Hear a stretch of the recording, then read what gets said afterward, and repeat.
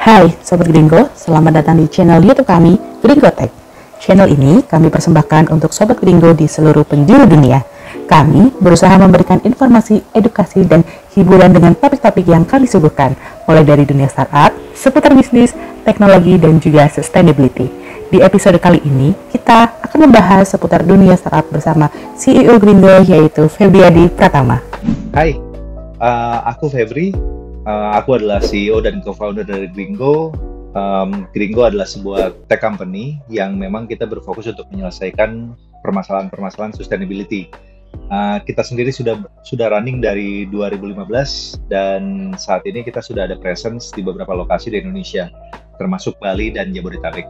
Hai Mas Feb, melansir laman Startup Ranking, Rabu 18 Mei 2022, Indonesia saat ini memiliki lebih dari 2.363 startup. Soalnya selain ngomongin saham, pemuda Indonesia juga sering bahas tentang startup nih.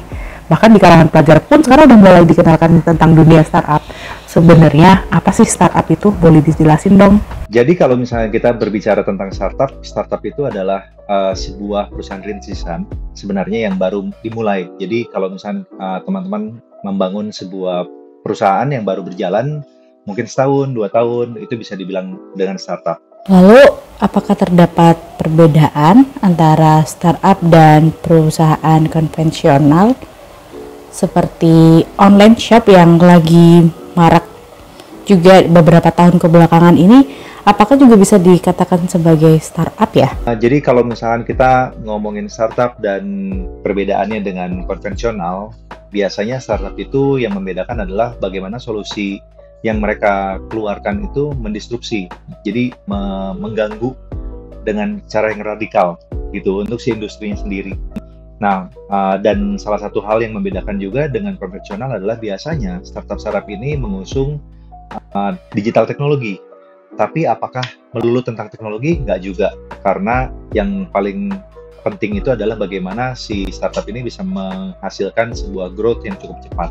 Ngomongin tentang startup nih, kan banyak istilah-istilahnya tuh kalau di dalam startup dan beberapa media publikasi tentang startup seperti unicorn, decacorn, dan juga hectocron. Itu apa sih sebenarnya? Karena masih belum familiar banget nih di kalangan kita-kita yang masih awam. Di startup itu banyak banget istilah-istilah yang cukup unik gitu ya, yang mungkin kita banyak mendengar dan banyak yang nggak familiar juga. Salah satu istilahnya itu adalah unicorn. Nah, apa sih unicorn, decacorn, dan semacamnya gitu ya. Jadi kalau misalnya unicorn atau decacorn itu sebenarnya berkaitan dengan valuasi. Sebelum kita lari ke unicorn, jadi valuasi itu apa? Valuasi itu adalah nilai perusahaan. Jadi pada saat teman-teman nanti bangun perusahaan dan grow gitu ya perusahaannya, nanti pada saat setelah perusahaan itu berjalan, nanti akan ada nilai yang bisa dihitung berdasarkan dari aset, berdasarkan dari revenue dan semacamnya, pemasukan dan semacamnya gitu.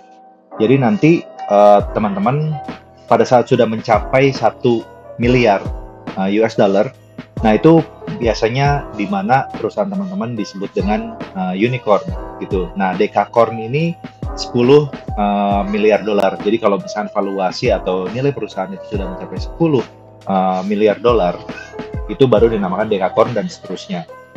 Benar atau enggak? Dalam membangun startup, kita butuh investor untuk mengembangkan startup kita. Butuh nggak sih investor gitu ya? Kalau misalnya kita bilang, sebenarnya investor itu dibutuhkan pada saat kita mau membesarkan perusahaan kita dengan cara cepat. Jadi kadang-kadang gini, kapan kita membutuhkan investor? Biasanya pada tahapan kita ingin scale bisnisnya atau memperluas bisnisnya dengan sangat cepat. Biasanya kita kan butuh modal cukup banyak gitu. Nah, itu di mana kita biasanya startup itu sudah mulai ngobrol sama investor dan dapat investasi. Tapi apabila teman-teman punya perusahaan dan sebenarnya bisa profit gitu ya, bisa profit dan nggak membutuhkan perkembangan yang segitu cepatnya, biasanya kebutuhan akan investor itu juga relatif sih, nggak selalu harus dipenuhi. Nah, dalam kita memilih investor pun sebenarnya juga kita harus pilih-pilih. Jadi nggak sembarangan karena kita butuh duitnya gitu ya, jadi kita terima semua investor.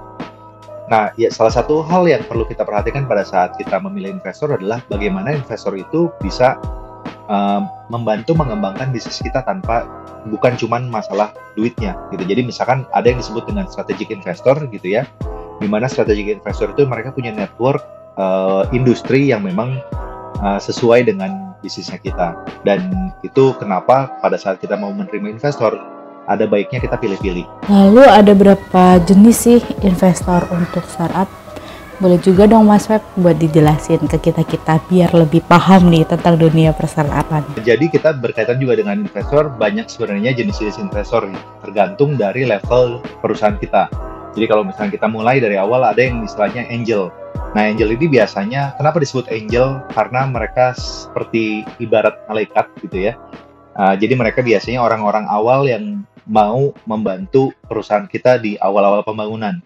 Nah, jadi memang benar-benar tuh nilai nominalnya nggak banyak, tapi itu sebenarnya membantu supaya kita bisa mengembangkan bisnis kita dari awal banget. Kalau misalkan angel investor itu hanya dari nominal aja biasanya.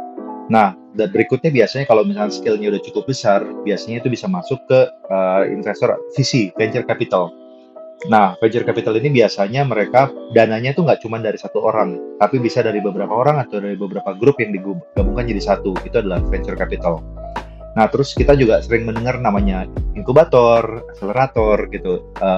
Sebenarnya inkubator atau akselerator itu sebenarnya program yang bisa membantu kita sebagai pelaku bisnis untuk saling mengenal industrinya, saling mengenal kepada pemain yang lain, terus juga menambah ilmu tentang bagaimana cara kita mau mengembangkan si bisnis itu. Gitu. Jadi kita biasanya dapat basic knowledge mengenai bagaimana cara membangun sebuah startup. Jadi sebenarnya kita semua punya kesempatan dong untuk membuat startup dan juga bisa membangun tim. Kira-kira apa aja sih yang dibutuhkan dalam membangun tim di startup? Kira-kira apa sih yang dibutuhkan untuk membangun sebuah startup? Sebenarnya kita butuh tim yang pasti gitu ya. Kita butuh orang. Ada yang kita sebut founder. Kenapa? Apa itu founder? Founder ya orang-orang yang membangun gitu ya. Namanya berasal dari kata founding atau found gitu ya, orang yang menemukan. Jadi biasanya orang-orang ini bisa dari satu orang atau beberapa orang sekaligus dengan skill yang berbeda-beda. Nah, bagaimana cara kita memilih founder? Yang pasti gini, sedikit tricky yang namanya founder apalagi gitu ya. Itu tuh kayak kita ibarat kita pacaran, kita milih kan gitu. Ada yang klik, ada yang enggak gitu. Jadi nggak bisa melulu hanya karena teman kita menjadikan mereka founder, karena sering juga pada saat kita berteman dan kita berbisnis, malah bisnis itu bisa menghancurkan pertemanan kita. Nah, itu yang sering terjadi. Jadi hati-hati pada saat kita memilih founder, pastikan kita cocok sama mereka, nggak cuma masalah pertemanan, tapi juga bisnisnya. Harus jelas juga secara agreement seperti apa, perjanjiannya kayak gimana, terus bagaimana kita kalau misalnya punya masalah nanti penyelesaiannya seperti apa. Nah, itu hal-hal yang penting kita ketahui pada saat kita membangun founding team atau tim-tim awal gitu ya. Nah, kalau misalnya di startup ini kan kita mengenal istilah ibaratnya si level seperti CEO, COO, CTO, CFO gitu kan. Itu sebenarnya tugasnya ngapain aja sih, dan bisa nggak sih semua orang itu bisa menduduki posisi-posisi tersebut? Nah, jadi kalau misalkan kita membangun sebuah perusahaan, kita juga harus mengerti role dan responsibility-nya. Jadi tanggung jawab kita sebagai orang yang punya title gitu ya. Sekarang kalau kita berbicara masalah manajemen level, biasanya ada yang namanya C-level. Kenapa disebut dengan C-level? Karena semuanya dimulai dari C. Dari huruf C. Nah, C itu stands for chief sebenarnya. Jadi mereka adalah orang-orang yang akan bertanggung jawab untuk role-role tertentu. Biasanya yang awal mula itu idealnya adalah CEO. Yang kedua adalah CTO, yaitu Chief Technology Officer. Jadi biasanya CTO ini adalah orang-orang yang mengerti tentang teknologinya, mau itu digital maupun bukan. Yang ketiga itu biasanya idealnya ada yang namanya CFO atau Chief Financial Officer. Nah, CFO ini adalah orang-orang yang berkaitan dengan uang. Jadi biasanya orang entah itu accounting, finance gitu, yang mereka mengerti cara kerja bisnis dari sudut pandang finansial gitu. Nah, ketiga tim core tim tadi biasanya saling satu sama lain saling mengisi. Nah, si CEO itu biasanya orang yang memang come up dengan idea gitu, idea yang paling dan mereka yang bisa menjalankan ide itu, bagaimana mengembangkan bisnisnya, bagaimana ketemu dengan orang di industrinya dan semacamnya. Nah, salah satu pertanyaan yang sering kali muncul adalah CEO perlu keahlian teknikal nggak sih? Nggak juga sebenarnya. Jadi karena kan kalau misalnya kita ngomongin teknikal, lagi-lagi kan namanya tim ya, kita bisa selalu punya opsi untuk membangun sebuah tim. Nah, jadi yang penting adalah kita mengerti problemnya itu apa yang mau kita solve, lalu solutionnya memang sesuai dengan industri atau sesuai dengan problem yang muncul. Terima kasih Mas Febriadi sudah bersedia ngobrol-ngobrol santai di podcast Gringo Edu episode Startup. Jangan lupa like, komen, dan subscribe channel YouTube Gringo Tech agar kami dapat menyajikan konten yang lebih menarik lagi. Buat Sobat Gringo, kalau ada pertanyaan seputar startup, boleh banget nih langsung tulis di kolom komentar di bawah ini ya. Nantinya kita bakal jawab pertanyaan teman-teman di episode berikutnya.